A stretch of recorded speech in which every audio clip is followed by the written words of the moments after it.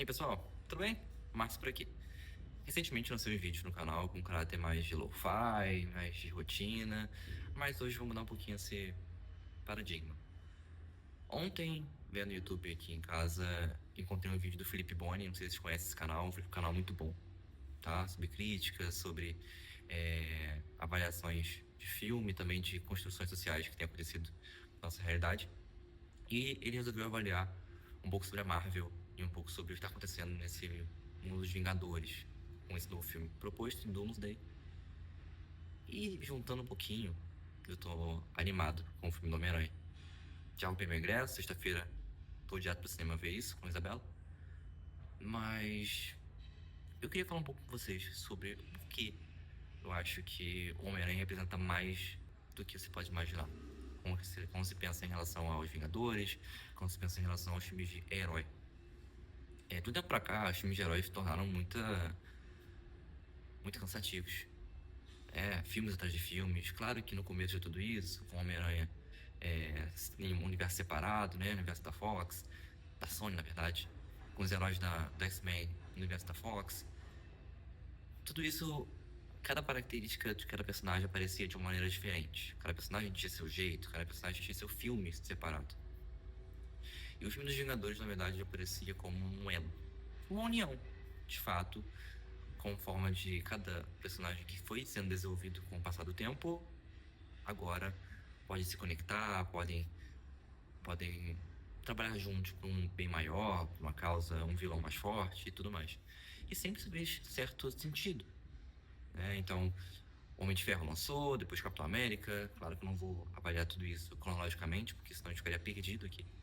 Mas Homem de Ferro, Capitão América, o Thor, cada um seu filme separado. Até o Hulk, que no começo era um universo separado também, mas depois foi ganhando mais espaço. E os personagens iam se conectando nos filmes dos Vingadores.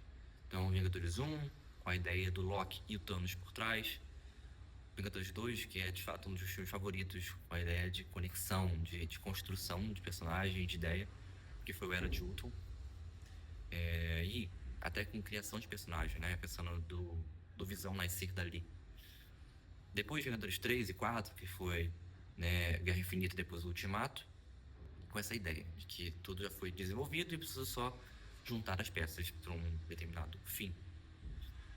E achamos, eu como fã que foi ao cinema ver o Ultimato, achei que aquilo era o fim daquela história. Então vamos começar histórias novas, narrativas novas. E não.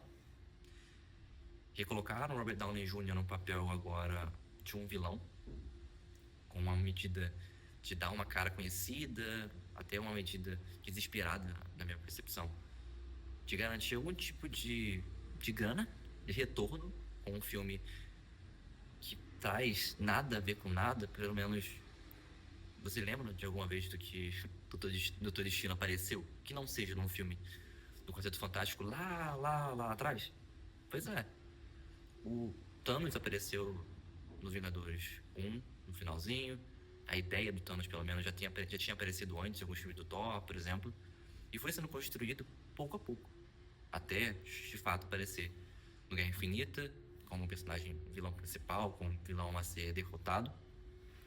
E até confesso que eu não gostei muito da ideia do Vingadores Ultimato de darem um Thanos diferente. Eu sei que é o mesmo Thanos, mas não é o mesmo Thanos, né? É um Thanos de uma linha cronológica diferente, de um multiverso diferente.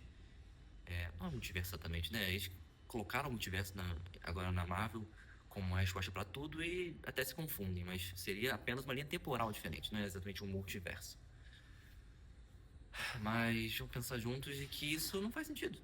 Quer dizer, no final do final, o Thanos que foi pra luta não é o Thanos que passou por tudo isso.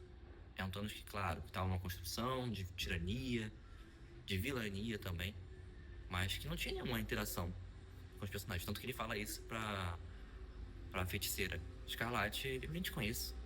Então, olha, sabe, uma luta que perde um pouco do simbolismo, né? É só pelo vilão por ser vilão ou ter uma ideia da construção do vilão? E aí já começou a se perder. Certo que depois, com Vingadores já caindo, já, de fato, o Endgame Ultimato acabou. E aí a Marvel, com a Disney, tem que pensar em formas de se recolocar no mercado.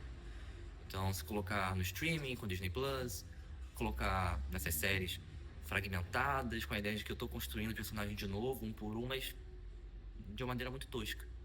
Como assim, né? De uma maneira muito fragmentada. Quando você vê os personagens, por exemplo, o Thor, que sempre foi um filme mais colocado de lado, o Homem de Ferro foi sempre o ápice, né? A linha cronológica principal, pensando em características, pensando em personagem. E tudo isso foi se perdendo. Então, as pessoas tinham que ver todos os episódios do Soldado Invernal, no caso, né, do Bucky, junto com o Sam Wilson. Tinha que seguir a série do Loki inteira para poder fazer algum sentido, tinha que seguir. Então, aquilo que era filme após filme virou episódio após episódio. Então, você tinha a obrigação de, uma vez a cada 3 anos, ver um filme do Thor para fazer sentido, agora você tem que ver um episódio da sua série naquela semana, porque senão não daria. Enfim, isso dá a fadiga do herói. Né? Várias coisas explicam a fadiga do herói, mas essa é uma delas. Agora, trazendo para o tempo atual, o Homem-Aranha vai lançar. E por que eu acho que o Homem-Aranha é um personagem tão específico? E eu acho que é um personagem tão valioso pra Marvel, mas não só pra Marvel, pra gente que é fã de herói. E é diferente. Vamos lá. O Homem-Aranha foi explorado em outro universo, né? O universo da Sony, por causa dos direitos autorais sendo isolados, né? Então, Homem-Aranha 1, 2 e 3, com o Tobey Maguire, que eu acho o Homem-Aranha maravilhoso, inclusive. Não só o Homem-Aranha, eu acho que ele é um Peter Parker muito bom. Claro que tinha uma... Parece que ele é mais velho do que deveria ser pro personagem, que é um adolescente. Mas, deixando isso um pouquinho de lado, né? Essa ideia de idade, ele trouxe um personagem bom, trouxe uma figura conhecida. Então, você pensa em Homem-Aranha, se você é dessa época, você vai lembrar desse Homem-Aranha do Tobey Maguire. Depois veio o Andrew Garfield no papel de Homem-Aranha também, em outra cronologia, pensando assim. Eu confesso que eu gosto do personagem, mas eu não tenho tanta afinidade. Eu acho que é uma história que não tem muita característica. É lógico que tem questões diferentes, tem formas de criar o personagem de forma diferente do Homem-Aranha do Tobey Maguire, mas eu achei que a identidade foi tanto... O Homem-Aranha do Andrew Garfield tinha que se provar tanto como diferente do Tobey Maguire que ele meio que virou uma mistura de tudo. Então, particularmente, eu não sou fã do Homem-Aranha do Tobey Maguire, apesar de eu gostar muito dele como Homem-Aranha. E chegou a cronologia com o Tom Holland, né? O Homem-Aranha mais novo, que apareceu, de fato, como personagem com o Capitão América... quer dizer, é um filme do Capitão América, mas não é. Né? Capitão América Guerra Civil. Porque eu acho isso um ponto importante. O Homem-Aranha se colocou nesse universo da Marvel, o Homem-Aranha novo, se colocou no universo da Marvel como um personagem paternado. Como um personagem filho de alguém. Claro que ele é um personagem órfão, claro que ele é cuidado pela Tia May, mas ele deixou a figura de outro herói conduzir a figura do Homem-Aranha, que foi o Homem de Ferro. Por muito tempo, o Homem-Aranha foi sendo levado como uma figura dependente do Tony Stark, do Homem de Ferro. Então, quando ele entrou em Guerra Civil, entrou porque Tony Stark precisava de recursos heróicos, na verdade, né? Uma aliança, alguém poderoso o suficiente para ajudar ele na batalha contra o Capitão América na sua ideologia. E assim você começa a perceber quão perversa é a visão do Tony Stark das pessoas, né? Dos heróis, inclusive. Eu posso capitanear aquela figura que é um adolescente, é um jovem, ao meu interesse, a fim de conseguir derrotar uma pessoa que, no final de tudo, ele muda de ideia e percebe que o Capitão América estava certo. Claro que aquela luta no final só acontece porque era o plano do vilão quebrar os Vingadores por dentro, não por fora. Então, de fato, o Capitão América, aquele filme do Guerra Civil, ele traz, claro, uma vantagem, que é trazer o Homem-Aranha à tona, mas traz com um peso, uma ressalva, que é o Homem-Aranha fraco, como o Homem-Aranha. Ele é um personagem que só entrou ali por causa do Tony Stark. E depois, quando o Homem-Aranha começa a aparecer nos outros filmes individuais, que eu não vou lembrar de cabeça os nomes, porque na minha cabeça o Homem-Aranha legal de ser lembrado é o 1, 2, 3. Ficar decorando o nome de filme é péssimo. Tem que saber o nome do Homem-Aranha, mas tem que saber o tema. Não, né? Enfim. Mas não dá pra lembrar. O Homem-Aranha dessa nova era do Tom Holland, o primeiro Homem-Aranha, se coloca como um personagem que já aparece no início do filme saindo do carro do Tony Stark. Saindo com a ajuda do Tony Stark, claro que tendo que fazer uma vida nova depois de Guerra Civil, mas no fundo sempre tinha alguma coisa do Tony Stark aparecendo. Ou era um traje, ou era uma ligação.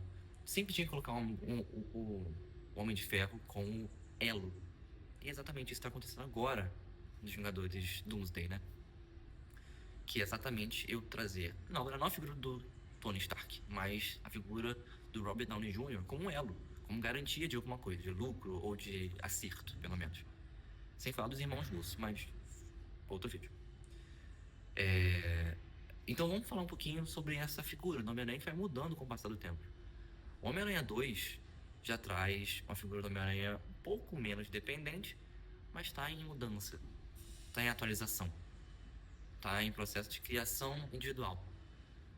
E até com a morte do Tony Stark, quando eu pensava que o Homem-Aranha ia ter um papel separado de tudo, de, nossa, é hora dele crescer sozinho, fazer essas coisas. Mais ou menos. Porque o Homem-Aranha ficou com o presente do Tony Stark, que são os óculos, com a sua inteligência artificial e tudo mais. E olha como o Tony Stark, o Homem de Ferro, volta à tona. E o Homem-Aranha vai perdendo identidade.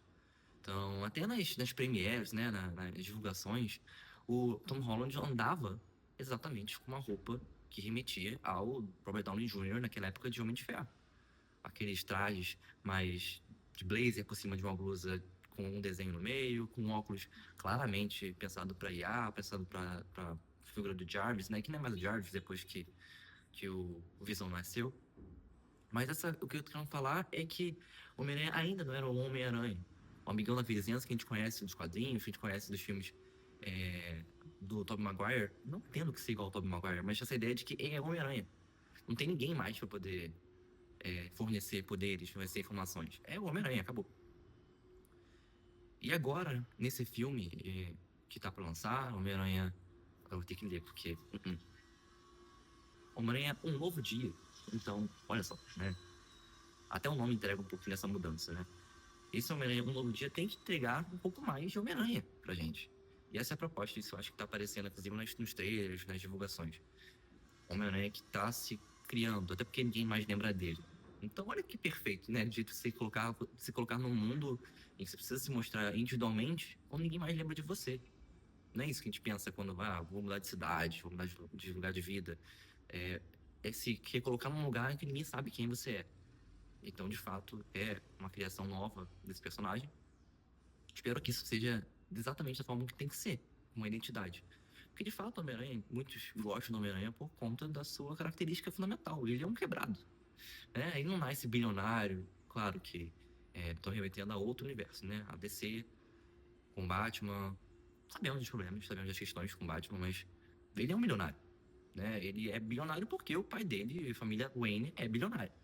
Então não é como se, oh meu Deus, ele trabalhou pra isso. Não. O Homem de Ferro também, bilionário, mas com seu desenvolvimento pessoal.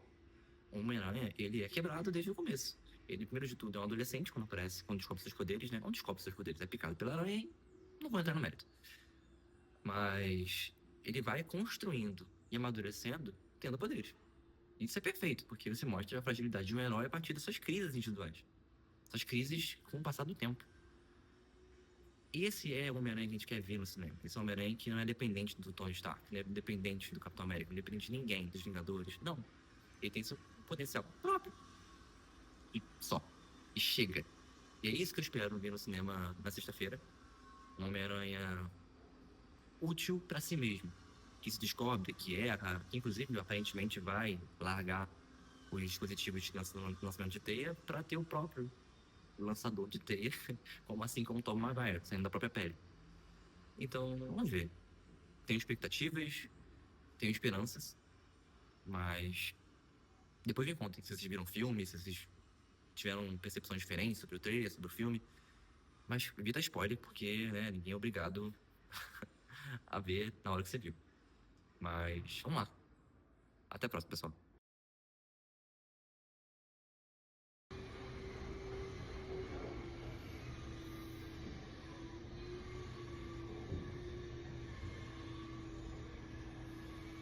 Conseguem ouvir? Pois é. Essa é a realidade de morar em Niterói e outras cidades grandes. Obra, barulho, O tempo todo. E olha que eu moro no 7º andar do apartamento, então. Viu? É difícil ter paz. Então por isso eu vou ativar o isolamento de ruído do próprio celular, ver se ajuda um pouquinho. Porque não dá. Não dá pra gravar, não dá pra fazer muita coisa com esse som. Até pensar direito é complicado. Essa é a realidade. Mas é essa a realidade que a gente vive. Eu imagino que pra quem mora em apartamento, cidade grande, viva com algo parecido. É um pouco frustrante, né? Porque nós estamos cada vez mais expostos a sons, ruídos, barulhos sem necessidade. E cada vez menos temos capacidade de falar não. Pra quem a gente vai reclamar? E é isso, o som entra na nossa casa. Eu sou uma pessoa que gosta de música, gosta de música clássica, inclusive.